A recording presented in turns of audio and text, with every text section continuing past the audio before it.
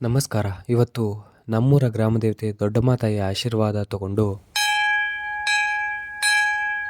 ನಂತರ ಚಿಕ್ಕಮದುರೆಯ ಶನಿ ಮಹಾತ್ಮ ದೇವಸ್ಥಾನಕ್ಕೆ ಹೋಗಿ ಅಲ್ಲಿ ಸ್ವಾಮಿಗೆ ಕೈ ಮುಗಿದು, ನಮ್ಮೂರಲ್ಲಿ ಗಣೇಶ ಕೂರಿಸಿದ್ರು, ಅಲ್ಲೊಂದು ವಿಸಿಟ್ ಹಾಕ್ಕೊಂಡು, ಮತ್ತೆ ರಾತ್ರಿ ದೇವರ ಆರತಿ ಎಲ್ಲ ಮುಗಿಸ್ಕೊಂಡು ಹತ್ತು ಬೆಳಗ್ಗೆ ನಾನು ಕಾಲೇಜ್ಗೆ ಹೋದೆ. ಅಲ್ಲಿ ಗಾರ್ಡ್ ಹತ್ರ ID ಚೆಕ್ ಮಾಡಿಸ್ಕೊಂಡು ಕ್ಯಾಂಪಸ್ಗೆ ಹಾಗೆ ನಡ್ಕೊಂಡು ಹೋದೆ. ಅಲ್ಲಿ ನನ್ನ ಫ್ರೆಂಡ್ಸು ಎಕ್ಸಾಮ್ ಇತ್ತು ಅಂತ ರಿವಿಷನ್ ಮಾಡ್ತಾಯಿದ್ರು. ರಿವಿಷನ್ ಮುಗಿಸಿ ಎಕ್ಸಾಮ್ ಬರೆದು ನಾನು ಹೊರಗಡೆ ಬಂದೆ. ಅಲ್ಲಿ ನೋಡಿದ್ರೆ ನಮ್ಮ ಕಾಲೇಜವರು ಪೆಂಡಾಲ್ ಹಾಕಿದ್ರು. ಇದೆ, ಇಲ್ಲೊಂದು ಸಮಸ್ಯೆ ಖಂಡಿತ ಇದೆ. ಇನ್ನು ನಡ್ಕೊಂಡು ಕ್ಯಾಂಟೀನ್ ಕಡೆ ಹೋದೆ. ಕ್ಯಾಂಟೀನಲ್ಲಿ ಆರ್ಡರ್ ಕೊಟ್ಟರೆ ಭಯ್ಯ ನಮ್ಮ ಸ್ಲಿಪ್ನೇ ಅರ್ಧಾಕ್ಬಿಟ್ಟ.